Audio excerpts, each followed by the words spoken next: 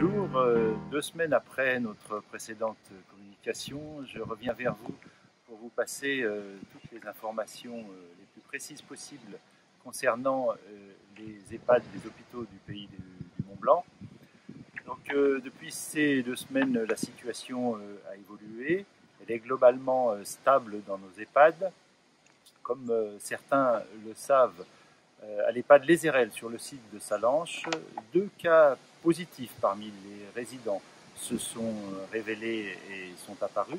Les 2 personnes ont été hospitalisées, leur état de santé est très régulièrement communiqué aux familles et toutes les familles des résidents ont été prévenues immédiatement de cette situation. Un dépistage est organisé dans les EHPAD des hôpitaux du pays du Mont-Blanc, mais également dans tous les EHPAD du secteur. Si un agent est testé positif, il est immédiatement écarté de son poste et les mesures d'isolement, de contrôle, de confinement sont renforcées en conséquence. De la même manière, les résidents sont testés. Pour l'heure, cela concerne un certain nombre de résidents sur indication médicale. On signale que sur le site des Érelles, la moitié des résidents environ a été testé il y a quelques jours. Tous sont négatifs. À l'EHPAD de Chamonix, le dépistage est prévu cette semaine pour l'ensemble des agents et pour la plus grande partie des résidents.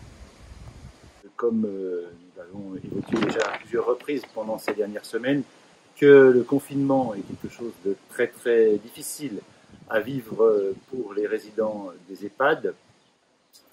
Comme chacun le sait, le Premier ministre Édouard Philippe a annoncé hier un assouplissement de ces mesures afin que des visites puissent être organisées dans les EHPAD.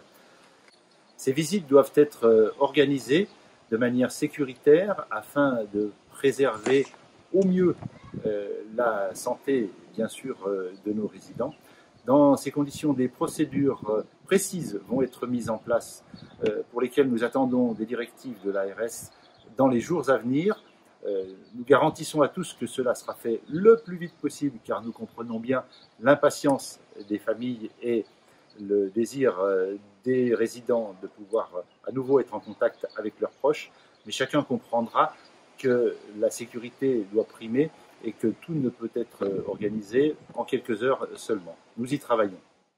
Après quelques semaines, à un moment où on peut penser que la lassitude et la fatigue peuvent se faire sentir, on veut souligner aujourd'hui que nos équipes restent totalement engagées, toniques, souriantes et toujours pleines de bienveillance pour nos aînés.